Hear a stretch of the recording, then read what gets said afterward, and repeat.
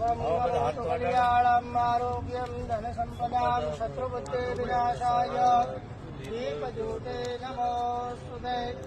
ओम अग्निर्ज्योतिर्ज्योतिरग्निः स्वाहा। कसम राम की खाते हैं, मंदिर वही भव्य बनाएंगे, यही ललकार, यही नारा साधु संतों ने लगाया था।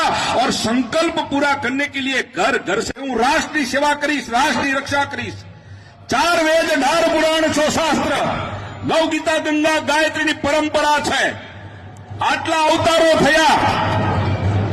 સંતભાઈએ ખૂબ સરસ કીધું છે કે જ્યારે જ્યારે પણ અખિલ બ્રહ્માંડના અધિપતિને જરૂર પડી અને રાષ્ટ્ર ઉપર જ્યારે રાષ્ટ્રની પ્રતિષ્ઠા માટે કોઈ પ્રશ્ન ઉભા થયા અને એના માટે લડવાનું થયું તો પહેલો બજરંગી ઉભો થયો છે। બજરંગી